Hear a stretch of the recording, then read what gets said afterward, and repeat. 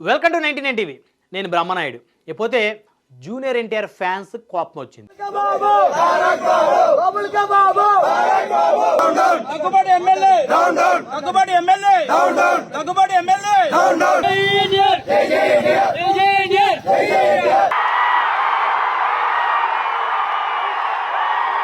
మా ఎన్టీఆర్ కి ఘోరంగా మాట్లాడాడు. మా ఎన్టీఆర్ కి క్షమాపణ కోరాలని మేము కోరుతున్నాం. అదేంటది? జూనియర్ ఎన్టీఆర్ ఫ్యాన్స్ కి ఎందుకు కోపం వచ్చింది అనుకుంటున్నారా? జూనియర్ ఎన్టీఆర్ గారికి సంబంధించినటువంటి సినిమా వార్ 2 ఆగస్టు 14 తారీఖున పాన్ ఇండియా మూవీగా రిలీజ్ అయింది. అయితే సినిమాకి సంబంధించి అనంతపురం టౌన్లో మరి ఆయన సినిమా ప్రదర్శన చేయొద్దని చెప్పేసి అనంతపురం అర్బన్ ఎమ్మెల్యే ఎవరైతే దగ్గుపాటి వెంకటేశ్వర ప్రసాద్ గారు ఉన్నారో ఆయన ఎవరితోనో ఫోన్ కాల్ మాట్లాడారని, ఆ ఫోన్ కాల్ బయటకు వచ్చిన తర్వాత ఆయన మాట్లాడినటువంటి ఆడియో టేప్ బయటకు వచ్చిన తర్వాత అది పెద్ద ఎత్తున జూనియర్ ఎన్టీఆర్ ఫ్యాన్స్లో ఒక ఆగ్రహాన్ని కలిగించింది. అయితే ఎమ్మెల్యే గారు మాత్రం ఇది నేను మాట్లాడలేదు, ఎవరో దీన్ని క్రియేట్ చేశారని చెప్పేసి ఎస్పీ గారు కూడా ఫిర్యాదు చేసినట్టు తెలుస్తోంది. అయితే సాధారణంగా ఏదైనా ఒక ఎపిసోడ్ బయటకు వచ్చిన తర్వాత ఇది నేను మాట్లాడలేదు, ఇది ఎడిటింగ్ అనో లేకపోతే ఎవరైనా కొంతమంది ఈ మధ్యకాలంలో వీడియోలు బయటకు వచ్చిన తర్వాత ఇవి నాయి కాదు, ఇవి ఏ వీడియోస్ అని చెప్పేసి అంటాం సర్వసాధారణం. అయితే వాస్తవాలేంటి అవాస్తవాలేంటి అనేది పోలీస్ అధికారులు తేల్చాల్సినటువంటి అవసరం ఉంది. ఇకపోతే ఆడియో టేప్లో ఎమ్మెల్యే దగ్గుపాటి వెంకటేశ్వర ప్రసాద్ గారు జూనియర్ ఎన్టీఆర్ గారి గురించి మాట్లాడినటువంటి మాటలు వైరల్గా మారాయి. అందులో జూనియర్ ఎన్టీఆర్ గారిని లకారం భాషతోటి ఇష్టానుసారంగా దూషించడం చేసినటువంటి వ్యాఖ్యలు అవి. అయితే ఆయన అయితే నేను కాదంటున్నాడు. సరే, ఆయన నేను కాదు అని ఎస్పీ గారు కంప్లైంట్ ఇచ్చారు కాబట్టి మరి పోలీసులు ఆడియో టేప్ను పరిశీలించి ఆయన కాకపోతే కాదని చెప్పి చెప్పాల్సిన అవసరం ఉంది. వాళ్ళు చెప్పకపోతే ప్రస్తుతానికి అందరూ ఆయనదనే అనుకోవాల్సినటువంటి పరిస్థితి స్పష్టంగా అర్థమవుతుంది. ఇకపోతే ఆంధ్రప్రదేశ్ తెలంగాణ వ్యాప్తంగా జూనియర్ ఎన్టీఆర్ గారి ఫ్యాన్స్ ఆ ఎమ్మెల్యే గారి మీద బగ్గుమంటున్నారు.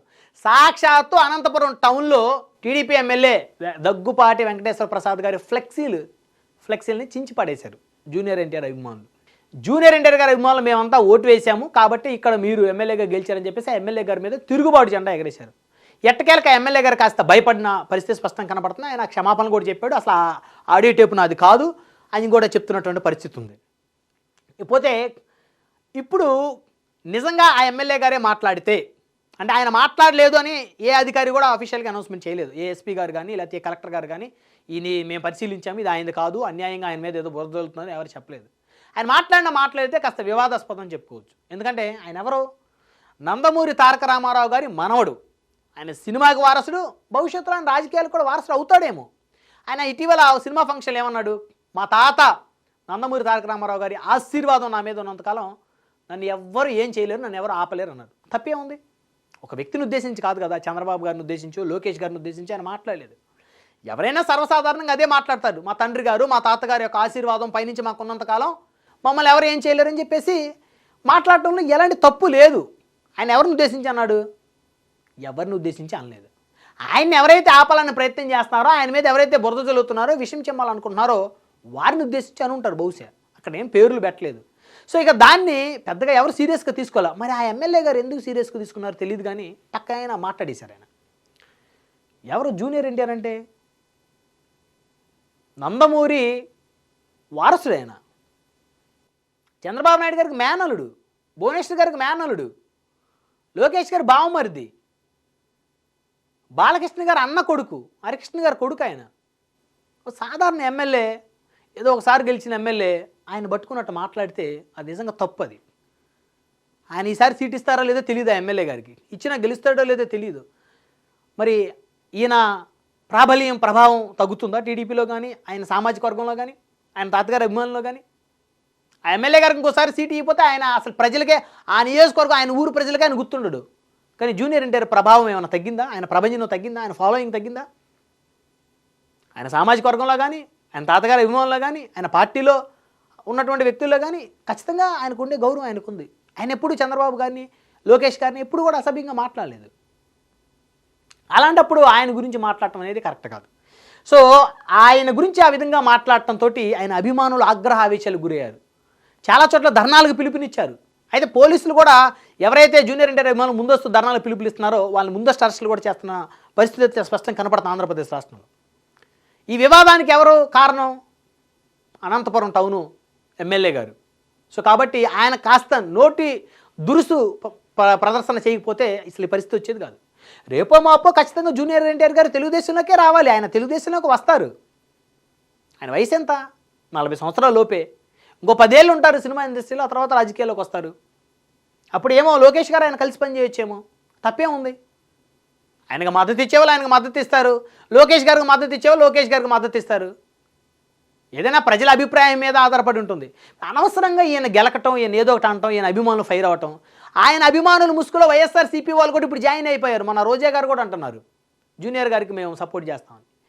ఇంకా కాస్త కూస్తే 4 రోజులు పోతే కొడాల నాని గారు, వల్లభనేని వంశీ గారు మళ్ళీ యాక్టివ్ అయిపోతారు జూనియర్కి అండగా మేము ఉన్నామని. సో కొంతమంది సోషల్ మీడియాలో వైసీపీకి చెందిన వాళ్ళు జూనియర్ ఎన్టీఆర్ గారి అభిమానుల ముసుగులో టీడీపీని తిట్టడం, చంద్రబాబు గారిని తిట్టడం, లోకేష్ గారిని తిట్టడం కూడా చేస్తున్నారు. దానివల్ల ఎవరికి డ్యామేజీ?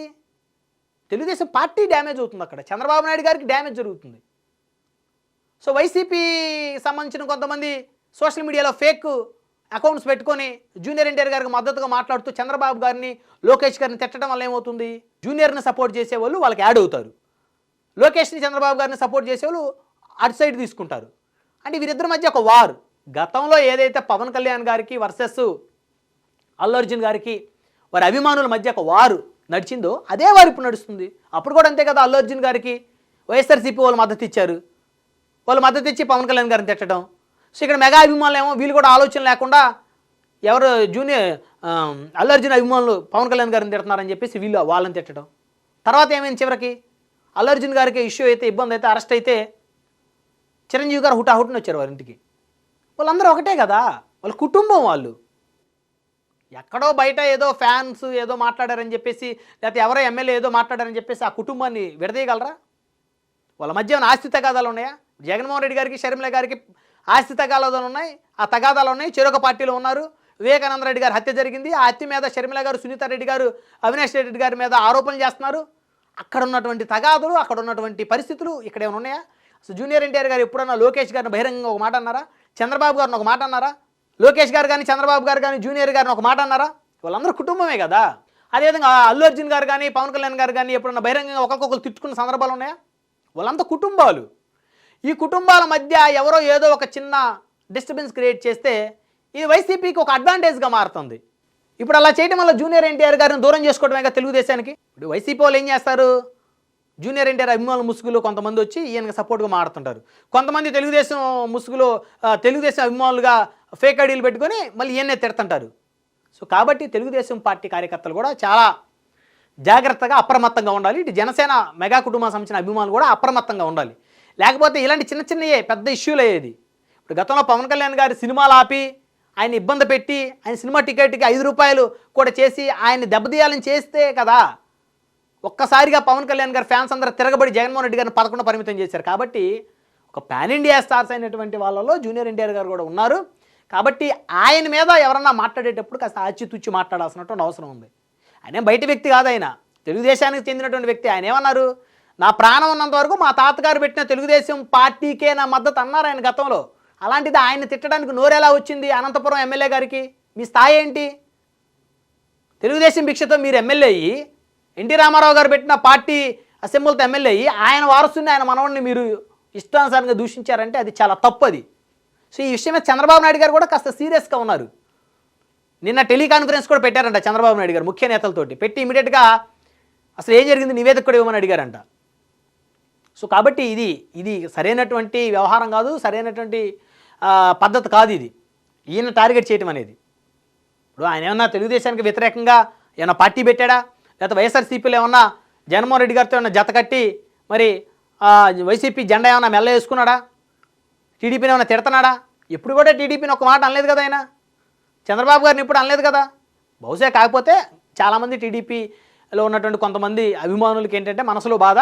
జూనియర్ ఎన్టీఆర్ గారికి సంబంధించి కొడాల నాని, వల్లభనేని వంశీ ఇష్టం వచ్చినట్టు చంద్రబాబు గారిని, లోకేష్ గారిని దూషిస్తే ఈయన ఒక్క మాట కూడా వాళ్ళని మాట్లాడలేదు. గట్టిగా ప్రెస్ మీట్ పెట్టి వాళ్ళకి ఒక వార్నింగ్ కూడా ఇవ్వలేదు. కుటుంబ సభ్యులను దూషిస్తే సొంత మేనత్త గారి శీలాన్ని శంకించిన రోజు కూడా, దూషించిన రోజు కూడా, మరి అవమానించిన రోజు కూడా ఈయన మాట్లాడలేదు అనేటువంటి ఒక బాధ టీడీపీలో ఉన్నటువంటి చంద్రబాబు నాయుడు గారిని అమితంగా ప్రేమించే వర్గాలకి ఉన్నమాట వాస్తవం. సో మరి ఆయనకేం సమస్యలు ఉన్నాయో మరి ఆయన వాళ్ళని తిట్టలేదు, ఖండించలేదు అనేదైతే వాస్తవం. ఖండించకపోయినంత మాత్రాన సపోర్ట్ చేసినట్ట కాదు కదా. ఆయన ఒక డైలమాలో ఉండిపోయారు ఏంటిదని. సో కాబట్టి జూనియర్ ఎన్టీఆర్ గారి సినిమాను ఆపుతాం, ఆయన సినిమా డిస్ట్రిబ్యూషన్ చేయడానికి వీల్లేదు అనే ఆలోచన విధానం ఎవరికైనా ఉంటే అది నిజంగా మూర్ఖత్వం. ఆయన వివాదరహితుడు. సరే అప్పట్లో 2009లో అప్పట్లో ఏదో తెలిసి తెలియక క్యాంపింగ్లో కొన్ని మాటలు మాట్లాడాడు చిరంజీవి గారిని, ప్రజారాజ్యాన్ని. అవి మెగా అభిమానులు కూడా ఎప్పుడో మర్చిపోయారు. సో కాబట్టి ఈయన ఇప్పుడు వివాదరహితుడు. ప్రస్తుతం తర్వాత రాజకీయాలకు దూరంగా ఉన్నాడు. ఆయన సినిమాలు ఆయన చేసుకుంటున్నాడు. ఆయనకి నందమూరి కుటుంబంతో, మెగా కుటుంబంతో అందరితో మంచి సత్సంబంధాలు ఉన్నాయి. సో రాజకీయంగా ఇంకా ఆయన ఎలాంటి స్టాండ్ తీసుకోలేదు. తీసుకున్నంతవరకు ఆగాలి. ఒకవేళ టీడీపీకి వ్యతిరేకంగా స్టాండ్ తీసుకుంటే తీసుకొనివ్వండి. ఈ ప్రజాస్వామ్యంలో ఎవరికి రాజకీయంగా ముందుకు వెళ్ళే స్వేచ్ఛ ఎవరికైనా ఉంది. సో కాబట్టి అనవసరంగా జూనియర్ ఎన్టీఆర్ గారిని గెలికి ఆయన అభిమానుల ఆగ్రహానికి బలయ్యేటువంటి ఆలోచన చేస్తే మాత్రం అది వారి మూర్ఖత్వమే అవుతుంది. అది ఏ రాజకీయ పార్టీ అయినా. ఇప్పుడు ఆయనకి ప్రతి గ్రామంలో 10 మంది అయినా ఆయన అభిమానులు ఉంటారు. ప్రతి గ్రామంలో కనీసం 10 మంది అయినా, ప్రతి నియోజకవర్గంలో కనీసం ఒక 5,000 మంది జూనియర్ డైహార్డ్ ఫ్యాన్స్ ఉన్నారు. అందులో ఎలాంటి డౌట్ లేదు. ప్రతి మనిషి సినిమా పరంగా ఎవరో ఒకరు అభిమానిస్తాడు. 100 మందిలో కనీసం 5గురు ఆయన అభిమానులు లేరా? ఖచ్చితంగా ఉంటారు. కాబట్టి ఒక కొంతమంది వ్యక్తులు వారు అభిమానించేటువంటి వ్యక్తుల్ని అనవసరంగా దూషించి అనవసరంగా బదనాం చేయాలని ఎవరైనా ప్రయత్నిస్తే వాళ్ళ మీద తిరగబడతారు. సో అదే జరిగింది అక్కడ అనంతపురంలో కూడా. ఎమ్మెల్యే గారి మీద తిరగబడి ఆయన ఫ్లెక్సీలు చింపేశారు. మేము ఓట్లు వేయకపోతే మీరు గెలిచేవారా, మేము జూనియర్ ఎన్టీఆర్ గారి అభిమానులు, మేమందరం ఓట్లు వేసాం, మా అభిమాన హీరోని ఇట్లా ఇష్టానుసారంగా మాట్లాడతారని చెప్పేసి వారు కోపం కలిగించారు.